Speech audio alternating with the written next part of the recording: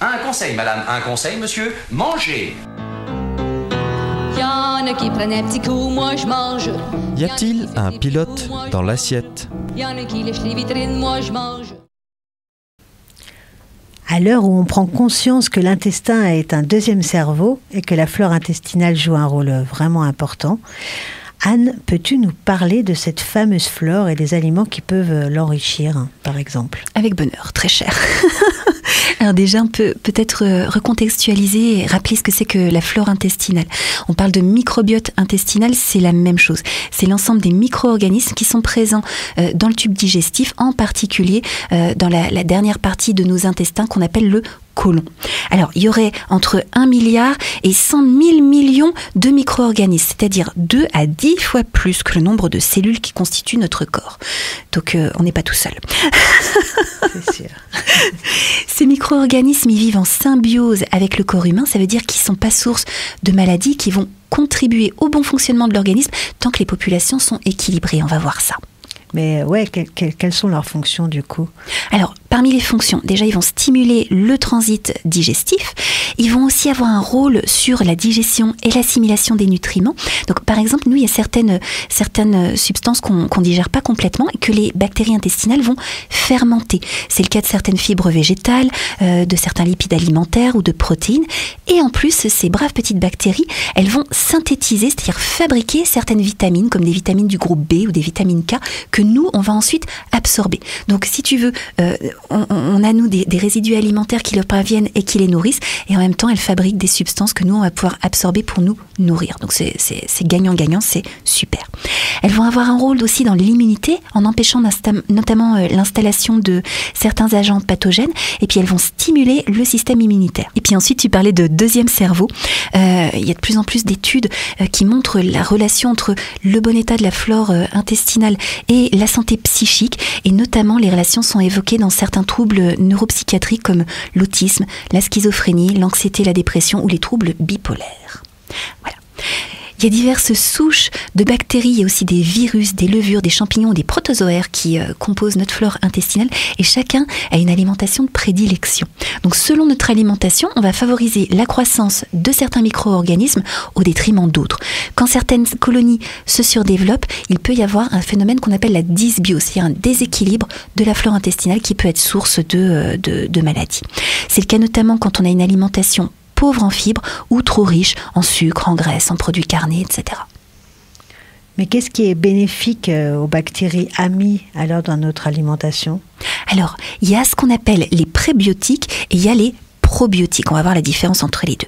Les prébiotiques, ce sont en fait des nutriments qui vont favoriser le développement, le bon fonctionnement des bactéries amies de notre flore intestinale.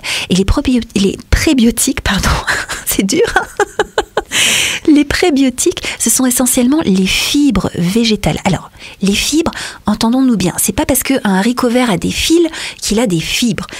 Les fibres sont de toutes petites molécules qui sont en fait une variété de glucides que nous, on peut pas digérer. Nous, on n'a pas le bagage enzymatique pour les digérer et les assimiler. Donc, elles vont se retrouver en l'état, ces petites molécules, dans le côlon.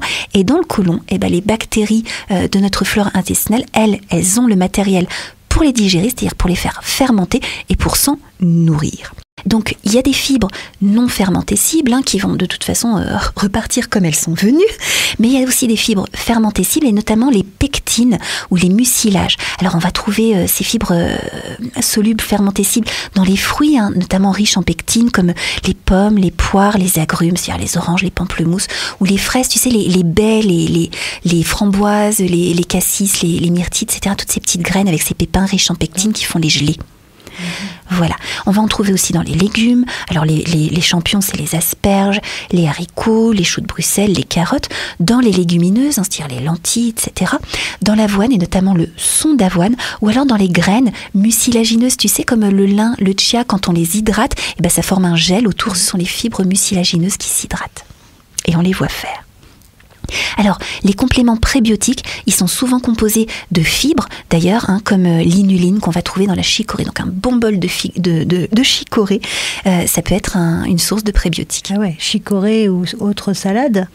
Alors, la chicorée, la racine de chicorée, effectivement, contient de l'inuline. Les feuilles, je suis pas sûre, par contre. Donc, c'est vraiment la racine dont on va faire ensuite cette boisson qui, elle, est prébiotique. Donc, prébiotiques, on a vu. Les probiotiques, maintenant, ce sont des micro-organismes vivants qui vont être bénéfiques pour l'équilibre de la flore intestinale parce qu'ils vont contribuer à l'ensemencer. Voilà. Ces micro-organismes vivants, on va les trouver dans les produits laitiers fermentés, notamment dans les yaourts. Alors, dans les yaourts, on va en trouver beaucoup des probiotiques, alors à condition que le yaourt, il n'est pas passé déjà 6 semaines dans le frigo. Parce qu'au fur et à mesure, évidemment, la flore présente dans le yaourt va s'épuiser, va s'inactiver, etc. Par contre, quand on fait un bon yaourt maison et qu'on le mange le lendemain de la fermentation, là, on est sûr d'avoir une population riche de flore lactique. Voilà. Il y a aussi des produits japonais traditionnels qui sont connus pour leurs propriétés probiotiques, comme la pâte de soja fermentée, le miso, tu sais, qui est un condiment salé, aromatique, dont on parfume le bouillon miso. Et puis on a des sauces, les sauces soja comme le tamari et le shoyu, qui sont riches en probiotiques, à condition qu'ils ne soient pas pasteurisés. Oui, ce qui est généralement le cas dans beaucoup de commerces quand on les achète. Ben voilà, parce que la pasteurisation détruit les micro-organismes pour favoriser la conservation, sauf que elle détruit les micro-organismes utiles aussi. Et là, c'est dommage quand on a des produits qui sont fermentés justement pour leur conservation. Donc on en trouve dans certaines marques, normalement, ils marquent sur le flacon non pasteurisé. Donc on peut être attentif à ça. On va avoir des légumes lacto-fermentés aussi, comme les pickles qui sont très à la mode, ou le kimchi. On a la choucroute aussi traditionnelle qui est un légume lacto-fermenté. Donc évidemment, à condition de ne pas le faire bouillir pendant 3 heures. Là, évidemment, on va aussi tuer tous les lacto-ferments qui sont à l'intérieur. On a des boissons fermentées très à la mode comme le kéfir, le kombucha qui évidemment sont riches en probiotiques. Et puis on a des aliments naturels comme le miel, à condition bien sûr qu'il ne soit pas pasteurisé, qui va être source de probiotiques également. Alors, on entend vanter beaucoup les vertus des aliments probiotiques.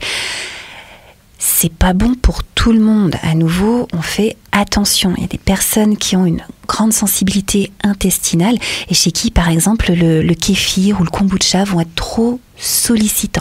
Donc, c'est pas parce qu'on dit que c'est bien qu'il faut commencer à y aller abondamment. On y va tout doucement si on a envie de tester et on vérifie toujours sa tolérance personnelle. Ok, ça pourrait d'ailleurs être de l'ordre d'une prochaine chronique. Mais avec bonheur, très cher.